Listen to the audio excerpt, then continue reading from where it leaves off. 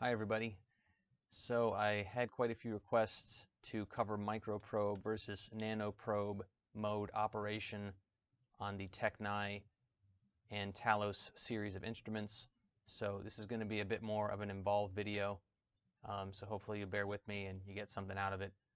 I certainly learned something while I was doing this myself, and hopefully you will find it useful as well to expand your operating knowledge of the instruments.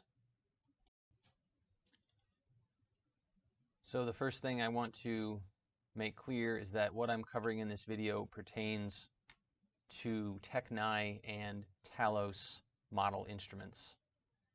So when you get into the Titan series, the situation gets a little more complicated because you have a more complicated condenser lens system than you have in the Tecnai or the Talos. And so what I'm going to cover in this video may not necessarily be strictly true. When we get our Themis up and running, I will do videos covering that as well. But for now, just keep that in mind. I'm only talking about this within the context of the Tecnai and the Talos series of instruments. So the first thing to consider is, where do you choose to be in Microprobe or to be in Nanoprobe mode? And all you have to do is go to the beam settings control panel, wherever you have that in microscope control.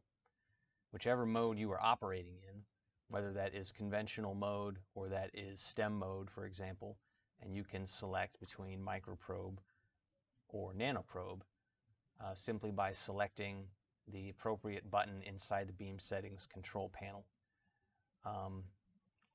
When you're talking about conventional mode imaging, that's pretty much always done with Microprobe, although we will talk about using Nanoprobe for that. And when you're talking about operating in STEM mode, you're pretty much always using Nanoprobe for that, although as we will see, you can do that with Microprobe mode as well. Okay? So we will go through each of these different ways to use the two modes, kind of compare them and contrast them, and I can give you some of my recommendations about how to use each of these modes to the best of each mode's capability, if you will, or intended scope of use. And the other thing I want to stress is that the difference between Microprobe and Nanoprobe mode, again on the Tecnai and Talos systems, comes down to a single lens. And that lens is what's called the mini-condenser lens. So when you switch from Microprobe to Nanoprobe, your mini-condenser lens is turned off. And that is really the only fundamental difference between the two modes. So please keep that in mind. So we're trying out a new video format here where we're doing a screen capture of the operating software and then a picture-in-picture of the control panels. So hopefully you like this. So first thing I'm going to show you again, right, is you go to the beam settings control panel, which in our case is in the beam tab, and you can select Microprobe versus Nanoprobe. So just really quickly here, I'm in Microprobe mode, obviously, and I'm in conventional mode in SA mode, and that's typically how you will operate when in SA mode is with Microprobe mode. So just really quickly here, I'm going to run through doing alignment in Microprobe mode. I've covered this already before, but just really quickly, set eccentric height first.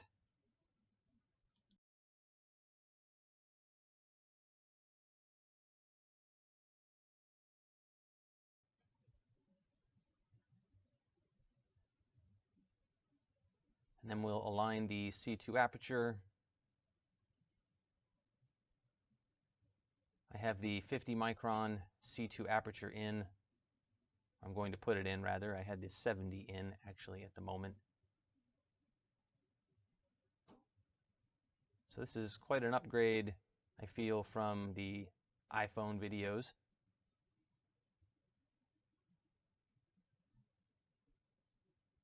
And once we have the C2 aperture aligned, we'll just take a look at the beam here. Does the beam look circular? And it does. So we don't really need to mess with the condenser stigmators. Go ahead and get a fine focus on my image. And then we'll check the pivot points. Basically look okay. Do the Y pivot point. Basically looks okay. And then do the rotation center, and that's off by just a little bit here. So we'll go ahead and take care of that.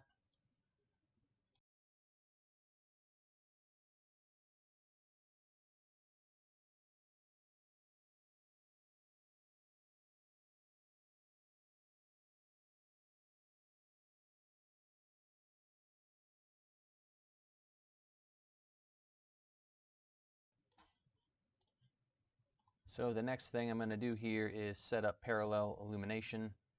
So go into diffraction mode, insert an objective aperture. Doesn't matter which one here so much as long as we can see it. And then once we see it here, just check that the edge is focused, which it is. And then I can take the intensity knob and focus that direct spot. My sample here is just gold nanoparticles. Once I have that direct spot focused, I have a parallel beam. So I will go back into image mode with my objective aperture retracted. And now I'm going to mag out till you can see the whole beam without adjusting the intensity knob. Okay, so that's the size of the beam under parallel conditions. Just to give a little more contrast, I'm going to go back into diffraction mode and put in a small objective aperture to form a bright field image. I put in the 20 micron objective here.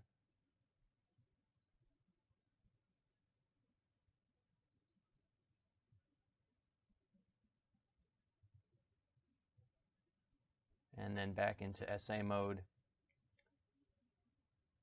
Okay, so this is the first part of this is let's figure out how big the beam is right now.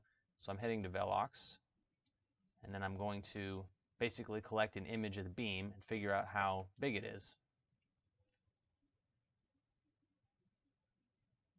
So that's the size of the beam. I can go ahead and do a acquire here. I don't need a long exposure time for this. I'm just trying to measure the beam size.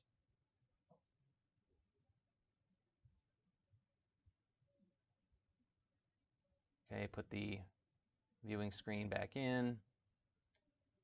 And now I have the image of the beam in processing, and I can actually measure that by drawing a circle and adjusting till it is the size of the beam, and then I can actually look in the object properties panel over here in Velox to figure out the size of that circular annotation. The other thing you can do too, which is a little more helpful because it'll show the actual number on there.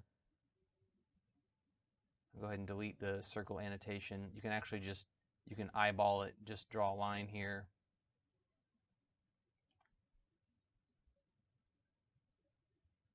Okay, so we can see that we're talking about a beam diameter of about 4 microns under perfectly parallel conditions. Okay, so hence, right, why we call this microprobe mode, because you know your beam size kind of at parallelism is in the micro range.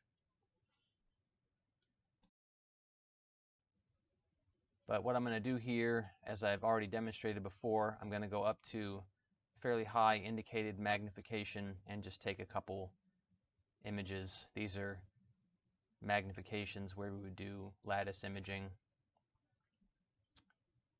So I'm in SA mode.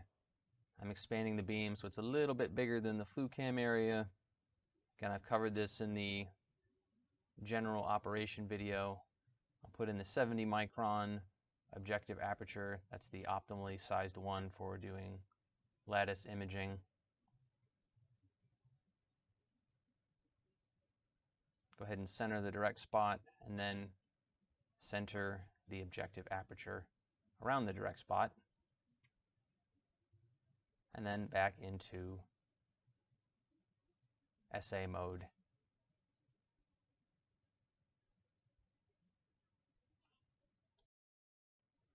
go ahead and reposition the beam.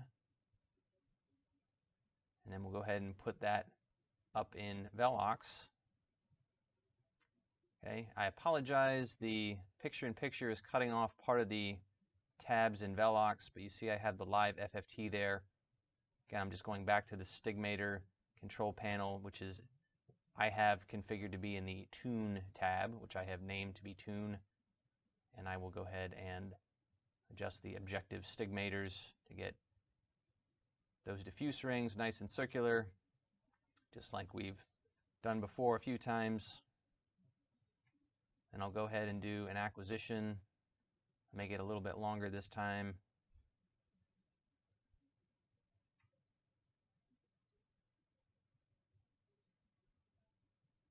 So that is our high resolution image collected using Microprobe mode.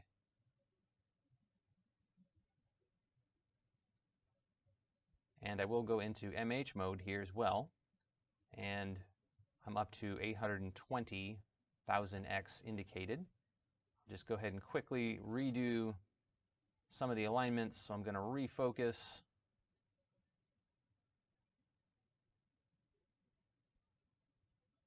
And then I will recheck the pivot points.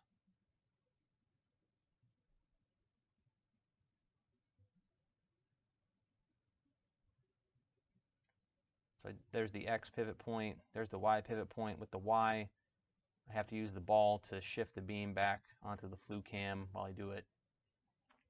That's just a quirk of this particular instrument. And then the last thing, of course, is the rotation center.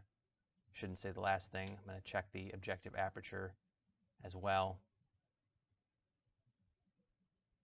I'm adjusting the exposure time on the flue cam just to make it a little quicker. I apologize, the picture-in-picture is cutting that off.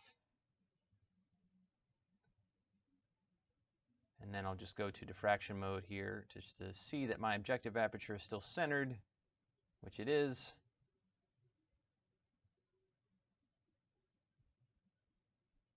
So I don't need to adjust anything there. Then I'll go back into MH mode and then reposition and resize the beam.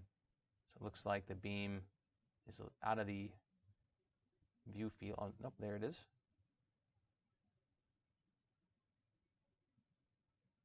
And then we'll go ahead and put this up on the flue cam. Again, beam is just outside the visible area of the flue cam. I'll refocus and restigmate just like I did with the SA mode image.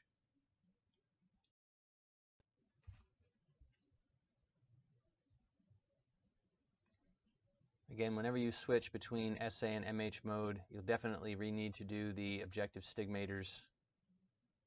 That's just kind of a given.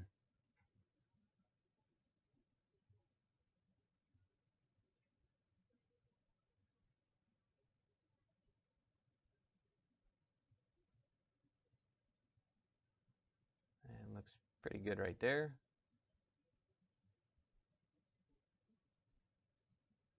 And we'll go ahead and do an acquisition.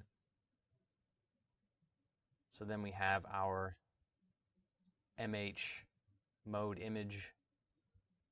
And I'm going to just take another one here, just see if I can find a little bit different area. Again, these are gold nanoparticles on amorphous carbon. It's one of these standard TEM test specimens. Looks like maybe there's a little bit of astigmatism still present. Go ahead and just tweak that out. There we go. Go ahead and adjust the focus and then do another acquisition.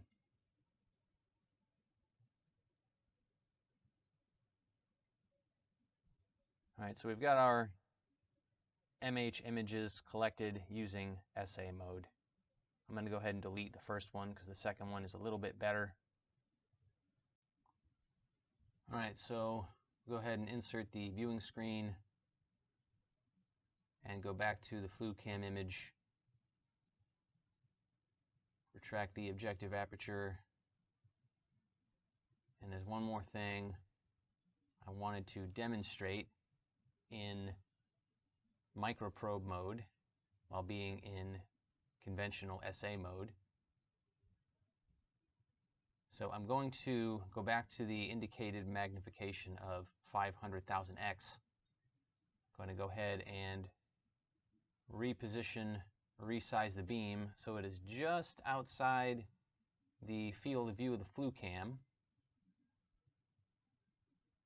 And then I'm going to go into diffraction mode. And I'm going to acquire this diffraction pattern with the flue cam. I'm not going to do this with the SATA camera because I want to see that direct disc as it is right now because I don't have a perfectly parallel beam. And I'm adjusting the exposure time on the flue cam here manually, and then I will take a snapshot of this and send it to TIA. So we're going to actually compare this when we go into Nanoprobe to the same pattern that we acquire in Nanoprobe. So with that, we will now talk about Nanoprobe. Okay, so when you switch into Nanoprobe, again, the only fundamental difference is you're adjusting one lens on the microscope. That is the mini-condenser lens. So if you see in the bottom info panel, you see there is a setting that says MC lens. That is listed as negative 91.796. That actually means that the lens is off. When you are in conventional mode in microprobe, or just microprobe period, that will be a positive value. So the lens is off right now. So when you switch to Nanoprobe, if you want to do imaging, the alignment is the same, right? So you align the C2 aperture just like you did before, and now we're doing the pivot points. The beam's going to look a little bit different now because you don't have the mini condenser on, but do the pivot points the same way. Go ahead and do the Y pivot point, just did the X. And then the last thing, of course, is the rotation center, which looks pretty good.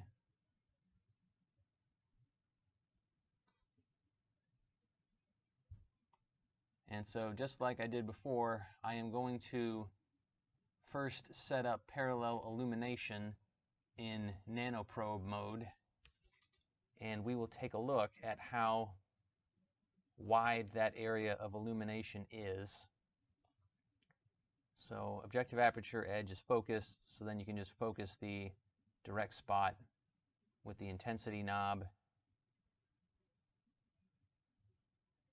And you can retract the objective aperture, although I think I'm actually going to put it back in here in a second anyway, just to give a little more contrast in the image. Go ahead and put the 20 in to form a bright field image.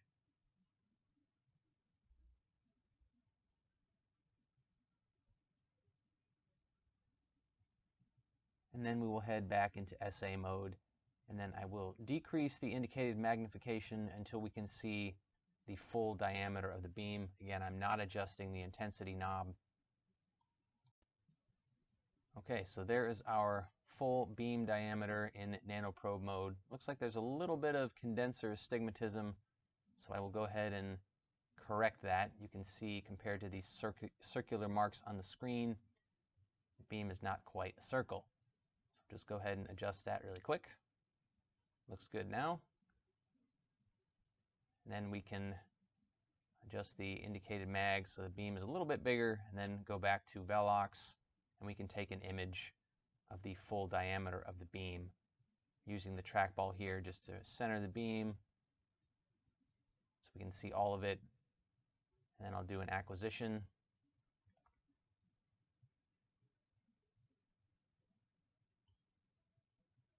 So my C2 aperture is the same as when I was in microprobe mode. So the only difference between these two settings is Nanoprobe versus microprobe. Okay, so I have the different indicated mag here, but my measurement, will be accurate anyway. right? And you can see I reduced the diameter of the beam by about a factor of 4.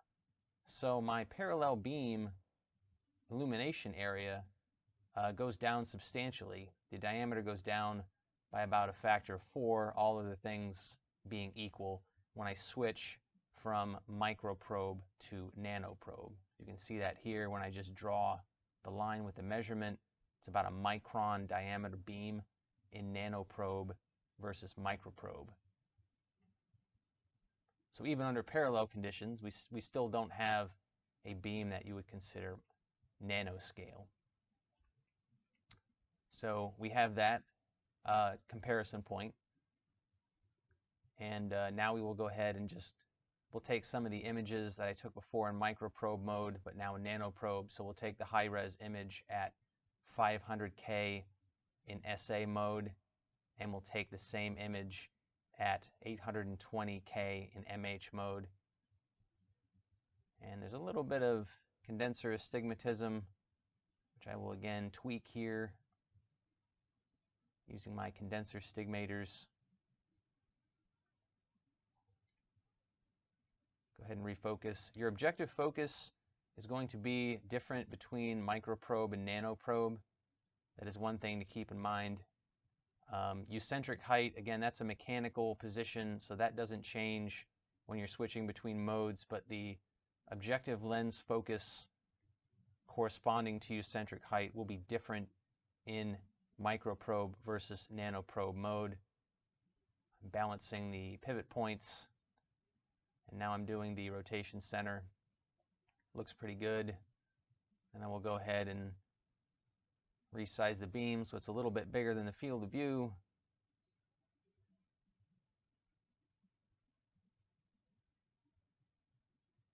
Go ahead and center the direct disc. So that's the same indicated camera length I took the pattern at in microprobe mode. One of the things you should notice is that direct disc is much bigger now in nanoprobe than it was in microprobe. What that means is that my semi-angle of convergence of the incident beam is now larger in nanoprobe mode than it is in microprobe mode for essentially the same illuminated area. Okay, so that's the nanoprobe, that's microprobe. So you can see the difference in the size of the direct beam. Okay, so the beam in nanoprobe mode is more convergent than in microprobe mode. So the microprobe mode is a more parallel illumination mode than the nanoprobe mode is. In principle, that will give you better resolution and better beam coherence when you are doing a conventional image. So that's one of the reasons why typically you don't do these conventional high-resolution images with nanoprobe mode, is because your beam parallelism is not as good as it would be in microprobe mode. The rest of the imaging is the same. You can adjust the stigmators. They might be a little bit different in nanoprobe mode. The objective stigmators, again, I'll go ahead and do an acquisition. But even still, you can see, even though we don't have the same parallelism we had in microprobe, we can still get a very nice image in nanoprobe. And then once again, I think, what am I doing here? I'm comparing, I'm just checking what mag I used, I think, for MH mode, which was 820,000x. So again, switch into MH mode. I'm going to recheck the alignments, and then I will pull that MH mode image back up on the flu cam, or the Velox camera, I should say.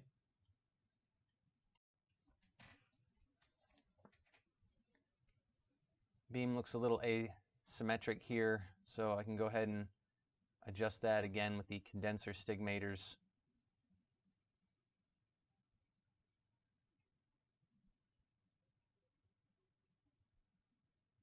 Go ahead and get a good focus, and then do the pivot points. So I think the beam might be out of the flu cam field of view, so I'm going to go ahead and just use the beam shift trackball, and actually I'm taking out the objective aperture as well while I do this. It's better to do that if you can. You can usually get away without having to do that in microprobe mode. If you're doing that in nanoprobe mode, it's a little more necessary to do that. So I'm trying to converge the two separated beams, except I can't see. Oh, there it is. There's the other one.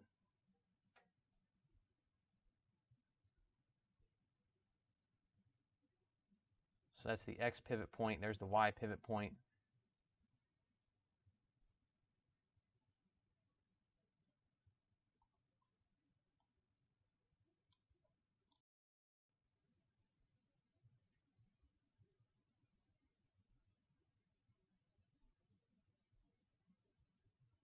And then the last thing is the rotation center.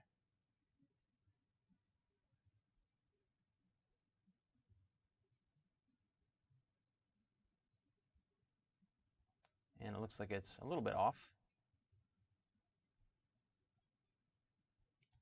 Looks pretty good right there. We'll go back into diffraction mode and reinsert and recenter the objective aperture.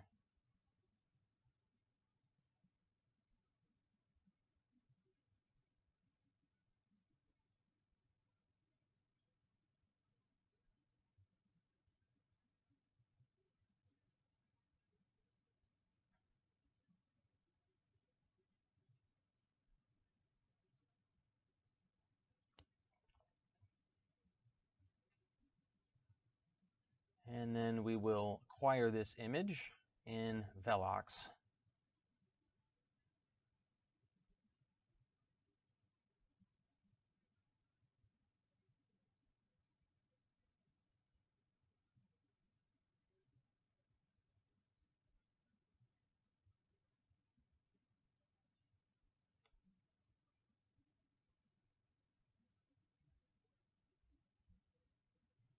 And once again, we'll refocus, restigmate as needed. It looks like the FFT rings are already pretty circular, so we don't really need to adjust those. Just find a good spot here, and then we'll do an acquisition. And we can see that the Nanoprobe image is very comparable to the Microprobe image. So that's the Nanoprobe image, that's the Microprobe image. Basically the same quality. In principle, the Microprobe image should give a little bit better information limit and accordingly detail because you have a more parallel beam. But in terms of looking at these two images, I doubt you could tell them apart in terms of one being better than the other or one being Nanoprobe versus Microprobe. So in terms of doing your conventional imaging, hopefully what we illustrated here is there's really no point to go into Nanoprobe mode. Okay? You have Microprobe for that, and it works basically fine for any sort of conventional application as well. I think one other thing I wanted to address here was the question about selected area diffraction. So I went back to the beam settings control panel. I switched back into Microprobe mode.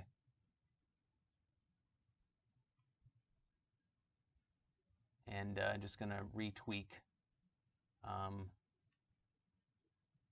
couple of the alignments here. So we know that the parallel illumination for Microprobe mode is about 4 microns versus about a micron in Nanoprobe with the same C2 aperture of 50 microns. We also know that our field limiting apertures are typically much smaller than that in terms of the effective area that they sample if we're doing something like selected area diffraction. Okay, so we can actually see this here. I set up a parallel beam, and now I'm going to go ahead and insert the 40 micron selected area aperture. So you can see that field size is much smaller than the parallel illumination. Actually, what I'm going to do here is acquire an image of that so we can actually measure it and see what that is and actually quantify it, so we're not just guessing. I think what I'm going to do here is actually put the objective aperture in and form a bright field image just to, or actually no, I'm not going to do that. I'm just going to increase the indicated magnification just so we have a larger magnification of the selected area aperture. Again, this is the 40 micron selected area aperture. Then I'll go back to Velox here. We'll take an image of this and we'll measure it.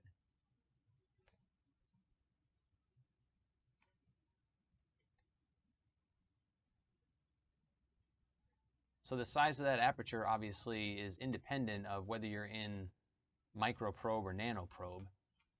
So that's just something to keep in mind. Your field limiting size will be your field limiting size. We'll go ahead and go back to, so now I've switched apertures down to the 10 micron SA aperture, and we will also acquire an image.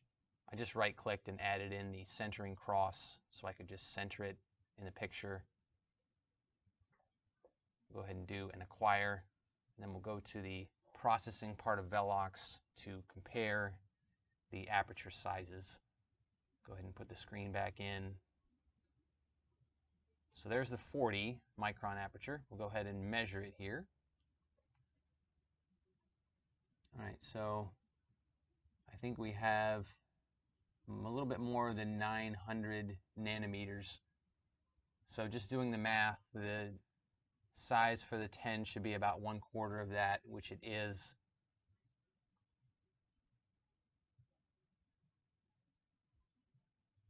So the question now becomes, some people have asked me, well, how do you, if you're trying to, for example, what if you're trying to get a size of illumination that's between the two selected area apertures, or what if you're trying to get a size that's between a fully converged beam and the smallest SA aperture? You can certainly do that. You can manually set the size of the beam. So in this case, we'll look at the smallest SA aperture.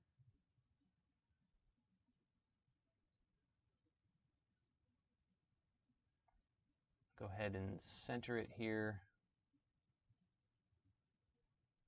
Oh, I took it out because I'm actually going to readjust the size.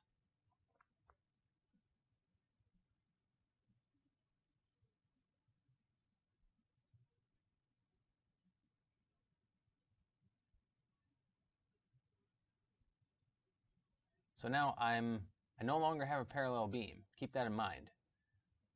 Just when you do this, right? So I'm inserting the smallest aperture back in. We'll adjust the flue cam display. So there's my SA aperture. I'll go ahead and center it here, but you can clearly see my beam illumination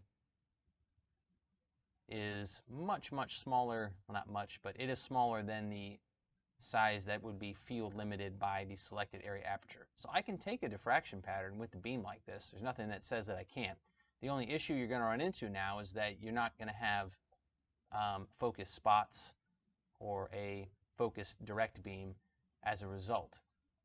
One thing you can do when you do this, though, if you want to focus the spots, you can't do it with the intensity knob because then you're going to change your illumination area. But what you can do is you can use the diffraction focus, which is just the focus knob, and you can manually focus the spots in the pattern. So that's what I'm going to do now. If you do that, though, the issue is that your calibration for camera length in the diffraction pattern will no longer be accurate, because now you're no longer properly focusing the diffraction pattern. So I can actually focus that direct spot down as small as I can get it. It's still not terribly small, but it is smaller than it was before. Okay. So just to give you an idea, I'm going to put a marker around that first ring in the diffraction pattern, which corresponds to the 111D spacing of the gold.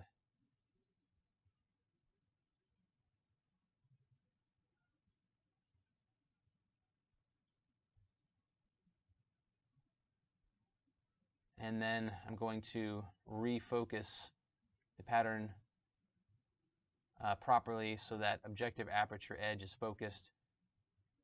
It's a little tough to do, but you can see like that aperture edge is basically focused now.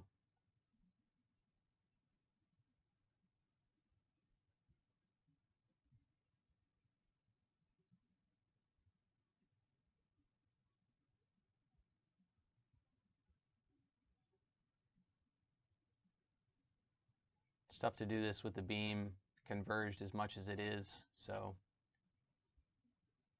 but it looks pretty good right there. And I'll go ahead and measure with the circle annotation as well on there. And then we'll compare the right, so you can see the two circles corresponding to the two rings, they're not the same diameter, so your calibrations are going to be off if you try to measure D-spacing as a result. So that's something you need to keep in mind if you want to manually adjust the diffraction focus from ideal to where you're not actually focused on that back focal plane. If you choose to do that, but there's no reason why. Obviously, you can set the beam size to be whatever you want when you acquire a diffraction pattern. So you don't have to just rely on the limitations of your SA apertures when you're doing diffraction work. You certainly have the ability to do it, but there isn't really necessarily a benefit to switching between microprobe and nanoprobe for doing that as far as operating in conventional mode is concerned. My advice would just be to use microprobe mode. So now we're going to talk about STEM. I went to the STEM tab, and usually when you go into STEM, I'm going to the beam settings panel here, it will default to nanoprobe mode. Okay, so I'm going to go ahead and I set the spot size at 8, and I will go ahead and quickly run through the alignment. I do have a FEG register for STEM operation, but I'm not going to apply it here. I'm just using the FEG register for conventional mode operation, which isn't really a big deal. I'm not going after the highest possible STEM resolution I can get with this tool. I'm just trying to do some basic demonstrating here, so no need to adjust the FEG register as a result. But I will go through and do the alignment here.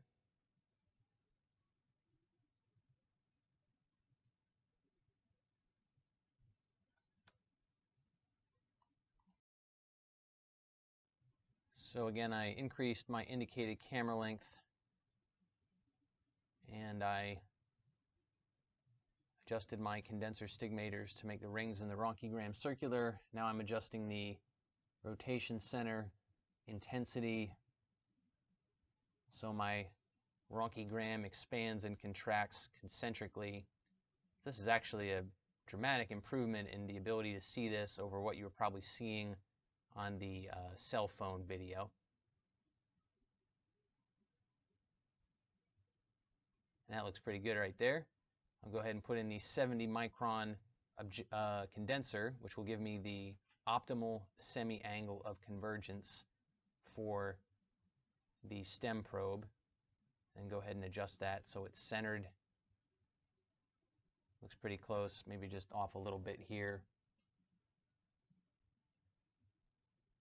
Looks pretty good right there. And then once that's all set, I will go back to the STEM tab, reduce my camera length back down to 98 millimeters for a HADF image, and then we will acquire the STEM image in Velox. Okay, and there it is. So I will go ahead here, I'll use the reduced area scan and get a good focus. Again, remember we're in Nanoprobe mode. So Nanoprobe is, unless somebody put it in Microprobe mode, it should default to Nanoprobe mode when you go into STEM. Okay, so we're going to do a comparison of the STEM images in Nano versus Microprobe mode. Okay, again, the only difference being, right, that I'm switching off that mini-condenser when I go from micro to nano probe. Okay, so I will go ahead here and I'll adjust the field of view here, or the indicated magnification. I'm going to try and keep these the same, although you will see when I do the microprobe image that I wasn't able to keep them identical, but basically the same.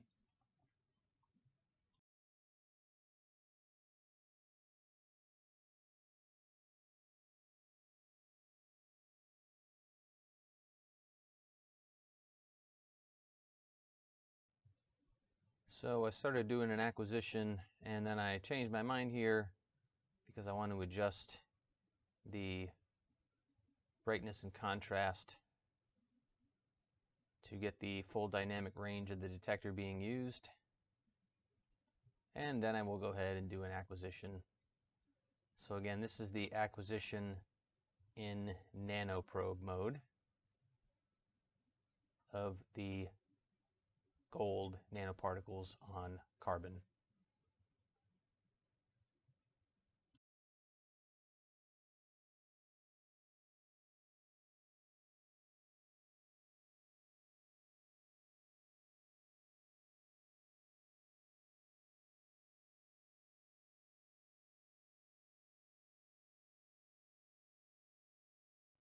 Now what I'm going to do is I'm going to set up the STEM image, but I'm going to use Microprobe mode.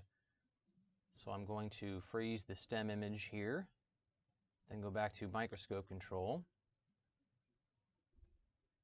and then just go to the beam tab and just hit Microprobe, and then I'm in Microprobe mode. The spot size is the same, but I've turned on my mini-condenser lens, and now I need to do some realigning of the instrument because I switched to Microprobe mode. The focus will be way off when you switch to Microprobe mode, and so we need to do some readjusting here. I'm going to retract the C2 aperture, shouldn't say retract, but use the largest one possible. So again, I have a smaller convergence angle, meaning my direct disc or the ronchogram is now much smaller, so I can't really see as much detail. And it actually becomes kind of tricky to focus using the ronchogram in microprobe mode. So there's actually a little trick here that I'm going to show you. On my right-hand control panel, I'm going to select the diffraction button.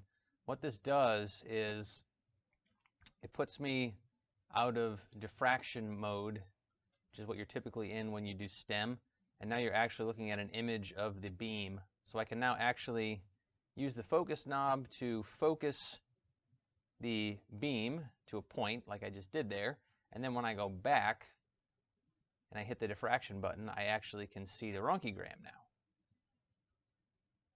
which I couldn't see before. And so we can see here, I'm just going to put the 70 micron aperture back in. I can adjust the rotation center looks pretty good, so I'm not going to adjust it. I will have to adjust the positioning, but the positioning actually looks pretty good. So then I'm going to go ahead and reduce my camera length back to what I had it before, and then I will resume the STEM image. But I will, of course, now be in microprobe mode.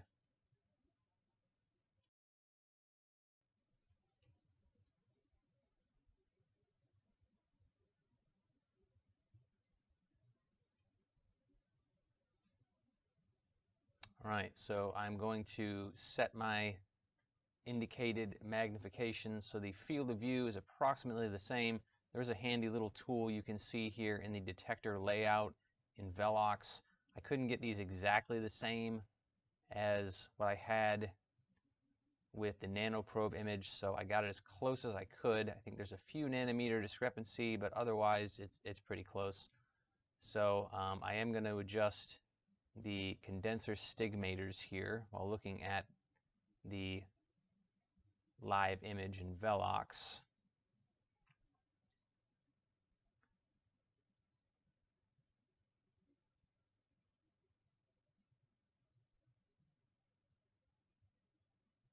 And I can just check the focus here if I see any streaking. So I don't know how evident it is to you guys right now, but the image looks much blurrier in Microprobe compared to the Nanoprobe image.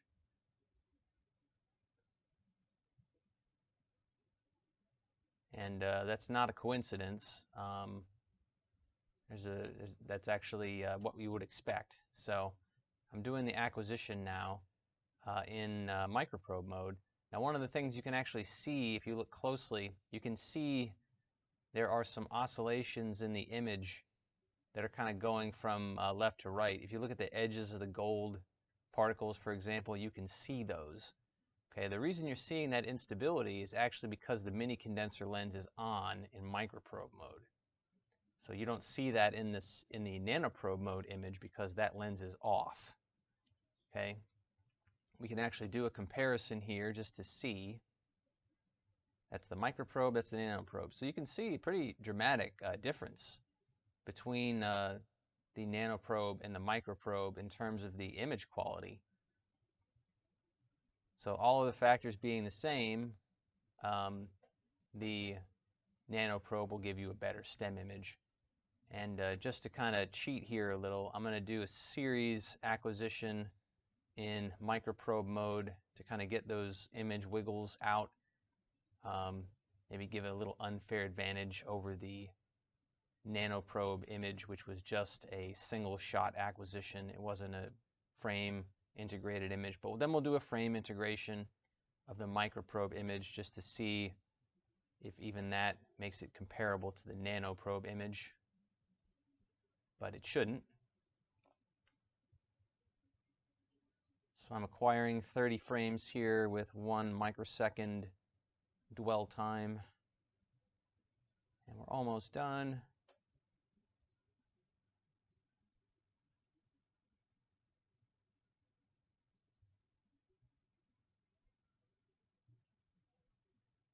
And then we'll go back to the processing portion of Velox. Okay, and then we'll do the drift corrected frame integration. So using frame integration, I don't really see those instabilities that I was seeing before, so that's good. But you can still see, the comparison between the Microprobe and the Nanoprobe. And the Nanoprobe image is still way better in terms of just the detail and the sharpness and the overall quality of the image. So I mean, the takeaway, of course, is for image detail, obviously there's really no point in using Microprobe while you're in STEM mode. You do have the flexibility to do it, but if you're trying to get the best detail possible, you'd want to use Nanoprobe mode. And just to be a nice conscientious user, I will go back to the beam settings control panel and switch back to Nanoprobe. So the next user who uses STEM mode will find the system in Nanoprobe mode rather than Microprobe mode when performing STEM, so there won't be any sort of confusion as to why the STEM image suddenly looks much worse than it did before. And then I'm just going back, I'm in conventional mode, I'm putting the 50 micron C2 aperture back in. So that's the basic review comparing Microprobe and Nanoprobe. So just kind of to summarize everything, we saw in conventional mode that Microprobe was able to illuminate a larger area with a parallel beam compared to Nanoprobe. Again, about a factor of 4 difference in terms of the diameter. And Microprobe also allowed you to illuminate smaller areas with a more parallel beam compared to Nanoprobe mode. Although we didn't see really a tremendous difference in the image quality of the high resolution or lattice image between Microprobe and Nanoprobe, although in theory the more parallel illumination mode of Microprobe should produce a better high resolution image than Nanoprobe mode should. And then in terms of STEM operation, we saw that Nanoprobe is clearly superior to Microprobe in terms of the image quality that it can produce. Not only that, but we also saw how because of that mini-condenser lens being on in Microprobe mode, we also got added instability in the STEM image that we didn't see in Nanoprobe mode. Again, remember, the only difference on these microscopes, when you switch between the two modes, is that you're turning the mini-condenser lens on and off. Okay, again, Nanoprobe mode is off, Microprobe mode is on. So thank you for your attention, and of course, if you have any questions or comments, please feel free to let me know, and look forward to seeing you guys again in the next video.